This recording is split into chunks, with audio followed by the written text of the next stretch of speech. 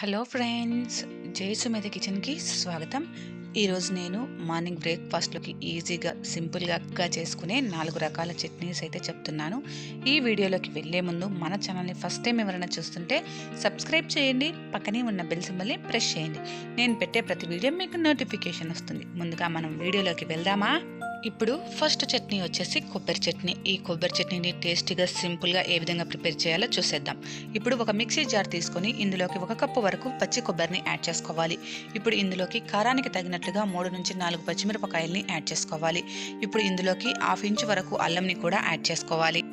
ఇప్పుడు ఇందులోకి 2 నుంచి 3 టేబుల్ స్పూన్ల వరకు పుట్నాల పప్పుని కూడా యాడ్ చేసుకోవాలి. నేను ఇక్కడ 2 టేబుల్ స్పూన్లు యాడ్ చేసుకున్నాను.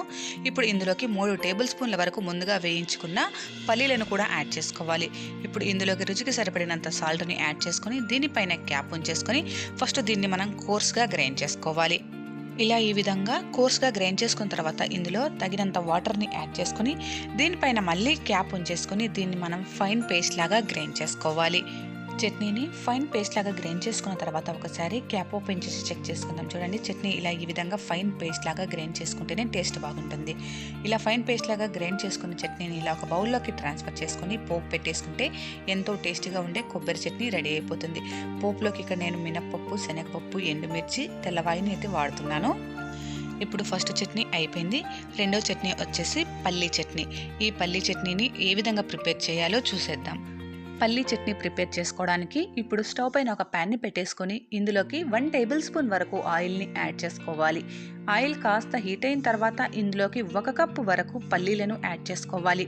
యాడ్ చేసుకొని స్టవ్ అనేది లో ఫ్లేమ్లోకి టర్న్ చేసుకొని ఇలా కలుపుకుంటూ పల్లీలను మనం బాగా ఫ్రై చేసుకోవాలి. ఈ పల్లీలను లో ఫ్లేమ్లో ఫ్రై చేసుకుంటేనే చట్నీ అనేది టేస్ట్ బాగుంటుంది. పల్లీలు ఇలా ఈ విధంగా కాస్త ఫ్రై అయిన తర్వాత ఇందులోకి కారానికి తగినట్లుగా 7 నుంచి 8 పచ్చిమిరపకాయల్ని యాడ్ చేసుకొని ఈ పచ్చిమిరపకాయల్ని కూడా బాగా ఫ్రై చేసుకోవాలి. ఈ పల్లీలు, పచ్చిమిరపకాయలు కాస్త బాగా ఫ్రై అయిన తర్వాత ఇందులోకి 2 టేబుల్ స్పూన్ల వరకు పుట్నాల పప్పుని కూడా యాడ్ చేసుకొని ఒకసారి మళ్ళీ అంతా కలిసేలాగా మిక్స్ చేసుకొని స్టవ్ అనేది ఆఫ్ చేసుకోవాలి. స్టవ్ ఆఫ్ చేసుకున్న తర్వాత ఇందులోకి 1/2 ఇంచు వరకు చింతపండును యాడ్ చేసుకోవాలి. ఈ చింతపండు ఈ వేడికి కుక్ అయిపోతుంది. ఇప్పుడు వీటిని మనం బాగా చల్లారనివ్వాలి. ఇవి బాగా చల్లారిన తర్వాత వీటిని అన్నింటిని ఒక మిక్సీ జార్లోకి ఈ విధంగా ట్రాన్స్ఫర్ చేసేసుకోవాలి. ఇప్పుడు ఇందులోకి 4 నుంచి 5 వెల్లుల్లి రెబ్బల్ని కూడా యాడ్ చేసుకోవాలి. మీరు కావాలంటే 1/2 ఇంచు అల్లంనైనా యాడ్ చేసుకోవచ్చు. అల్లంని యాడ్ చేసుకున్న తర్వాత ఇందులోకి 2 నుంచి 3 టేబుల్ స్పూన్ల వరకు కొబ్బరిని కూడా యాడ్ చేసుకోవాలి. యాడ్ చేసుకొని వీటిని మనం ఇలా ఈ విధంగా కోర్స్గా గ్రైండ్ చేసుకోవాలి. కోర్స్గా గ్రైండ్ చేసుకున్న తర్వాత ఇందులోకి రుచికి సరిపడినంత సాల్ట్ని కూడా యాడ్ చేసుకోవాలి.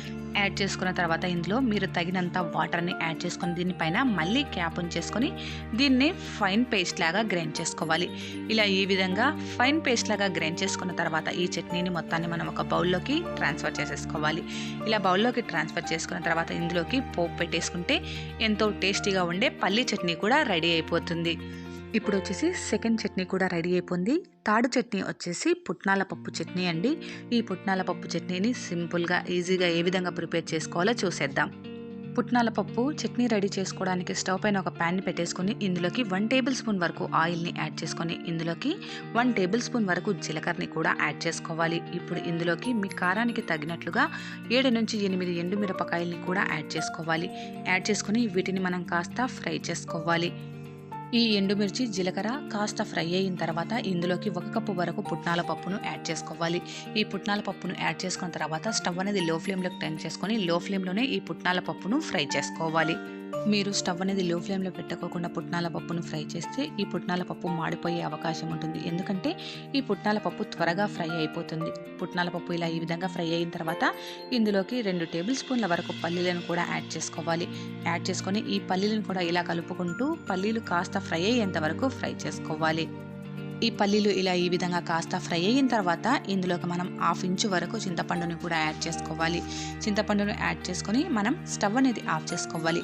స్టవ్ ఆఫ్ చేసుకున్న తర్వాత ఇందులోకి 4 నుంచి 5 వెల్లుల్లి రెబ్బల్ని కూడా యాడ్ చేసుకొని ఇదంతా కలిసేలాగా ఒకసారి మిక్స్ చేసుకోవాలి. ఈ వేడికి ఈ వెల్లుల్లి, చింతపండు కూడా కాస్త కుక్ అయిపోతాయి. కుక్ అయిపోయిన తర్వాత వీటిని మనం బాగా చల్లారనివ్వాలి.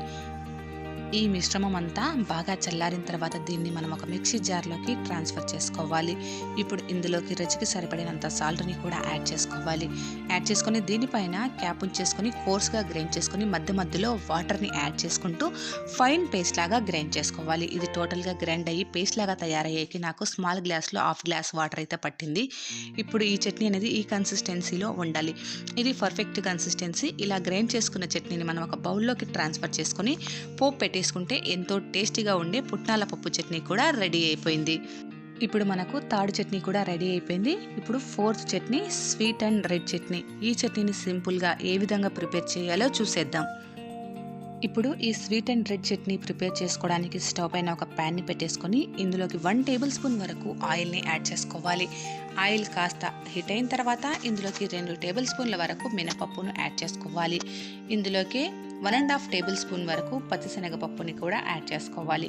2 టేబుల్ స్పూన్ల మినపప్పుకి 1.5 టేబుల్ స్పూన్ వరకు పచ్చిశనగపప్పు సరిపోతుంది. ఇప్పుడు ఇందులోకి 1/2 టేబుల్ స్పూన్ వరకు జీలకర్ర, 1/2 టేబుల్ స్పూన్ వరకు మెంతుల్ని కూడా యాడ్ చేసుకోవాలి. ఇందులోకి మీరు కావాలంటే 1 టేబుల్ స్పూన్ వరకు ధనియాలను కూడా యాడ్ చేసుకోవచ్చు. మీరు మెంతులు వద్దనుకుంటే స్కిప్ చేసేయచ్చు.